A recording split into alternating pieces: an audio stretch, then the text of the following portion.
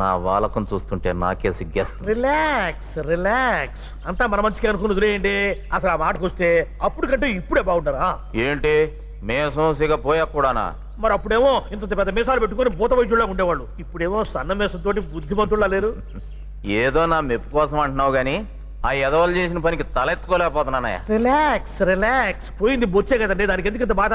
వద్దు మొర్రు అన్నా మళ్ళీ అదే మొలుస్తుంది, మీరు నిశ్చితంగా ఉండండి. డాక్టరు, అయ్యా ఆ సన్నాసులు నా చేతికి దొరుకుంటే నిమ్మకాయ పిండినట్టు పిండేసామండి. అయ్యా మిమ్మల్ని ఇలా ఈ గెస్ట్ హౌస్కి ఎందుకు తీసుకొచ్చారో తెలుసా? తెలుసు, పబ్లిక్ గా రోడ్డు మీద తిరిగితే నవ్వుతారని. అనుకున్నారా? కాదు, కానే కాదు. మీరు ఈ పచ్చడి పొలాలు చూస్తూ చల్లటి గాలి పీలుస్తూ జరిగింది మర్చిపోతారని. అటు చూడండి, ఆ చెట్టు మీద ఉడత తోక ఊపుకుంటా ఎంత హుషారుగా ఉందో. దాని తోకలా ఉండేదయ్యా నా మీసం. అనవసరంగా గుర్తు చేశానా? ఒక బోటా దగ్గర రిలాక్స్ అయిపోండి. ఇక బాబు బోటా కొట్టవా? ఇదిగో అయ్యా. తాగండి బాబు.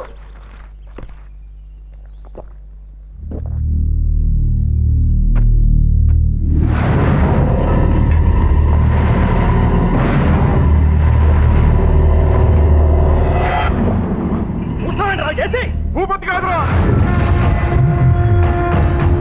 ఆడు భూపతిరా.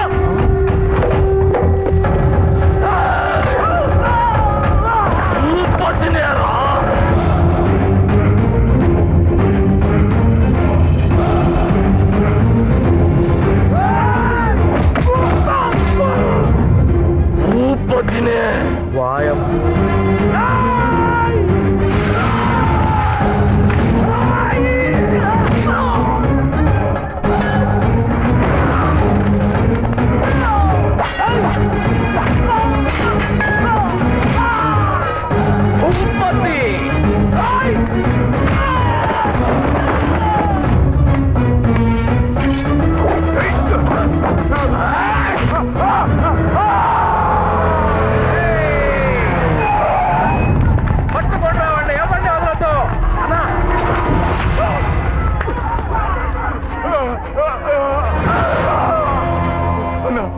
నన్ను నన్ను వదిలిపెడితే నీకు నిజం చెప్తా.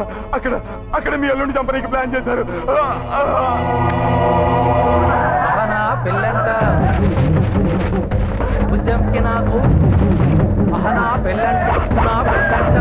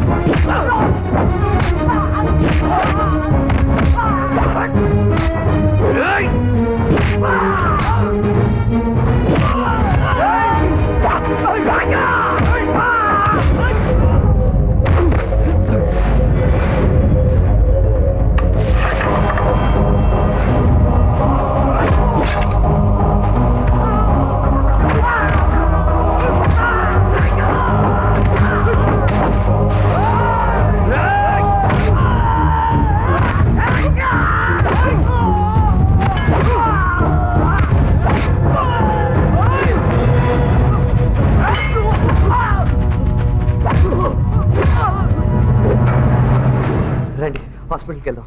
పర్లేదు, నా మాట విని. చిన్నప్పటి నుంచి బుజ్జమ్మని నాకు చాలా ఇష్టం. నీకు మనసిచ్చిందని తెలిసి 4 తన్ని ఊరికి పంపించేద్దాం నేను ఇక్కడ పిలిపించాను.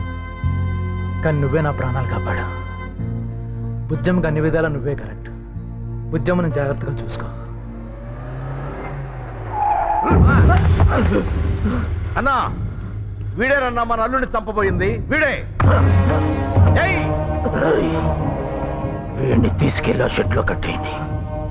రేపు తెల్లారేలోగా వెంగళరెడ్డి నా కాళ్ళ మీద పడకపోతే వీడి తల వాడి గుమ్మానికి ఎలాడుతుంది.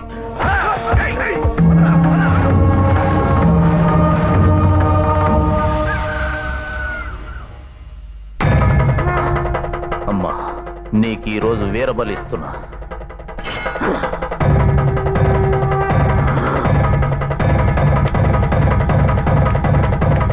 వాడిని లాక్కురండి రా.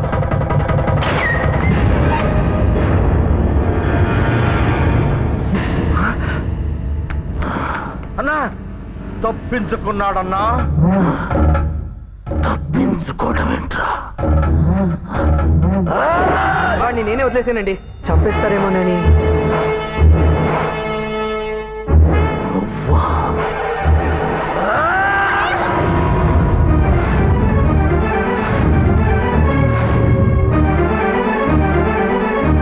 తెలుసో తెలియకో ఇంటికి దారి తప్పొచ్చావు. నా చెల్లెలిచ్చిన మాట ప్రకారం 7 రోజులు ఇంట్లో అతిథిగా ఉన్నావు. ఈ రోజుతో ఆ గడువు పూర్తయింది. సూర్యాస్తమయం లోపు వెళ్ళిపో, లేకపోతే నీ తల గాలిలో ఎగురుతుంది. ఇప్పుడు చెబుతున్నా విను. నా ఇంటికొచ్చి నా శత్రువును వదిలేసిన నువ్వు ఎన్ని జన్మలెత్తినా ఈ ఇంటికి నీ కాలేవు.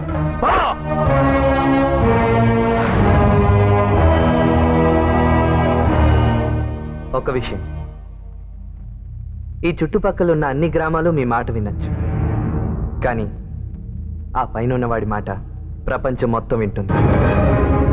ఆయనే రాశాడు, నందిని. ఏదైనా మనస్ఫూర్తిగా నమ్మితే అది ఖచ్చితంగా జరిగి తీరుతుంది.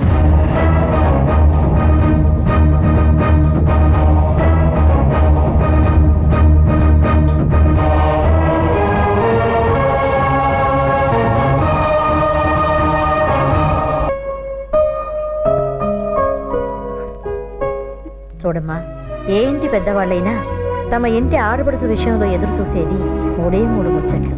పిల్ల పుట్టడం, వయసు ఎదగడం, ఓ ఇంటికి ఇల్లాలు కావడం. నీ పెళ్లి విషయంలో మీ అన్నయ్య మాట వినమ్మా.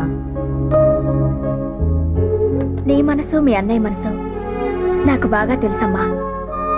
నేను కాపురానికి వచ్చినప్పుడు మీ అన్నయ్య నిన్ను నా చేతుల్లో పెట్టి మన బిడ్డలా పెంచమన్నారు. కొన్ని బాధ్యతల కోసం కొన్ని త్యాగాలు తప్పవమ్మా. ఆడపిల్లగా పుట్టినప్పుడు చాలాసార్లు రాజీ పడాలి. మీ అన్నయ్య నవ్వాలంటే నువ్వు ఆనందంగా ఉండాలమ్మా. ఊళ్ళో అందరికీ న్యాయం చెప్పే మీ అన్నయ్య నీ విషయంలో అన్యాయం చేయరు. ఆయన్ని నమ్ము.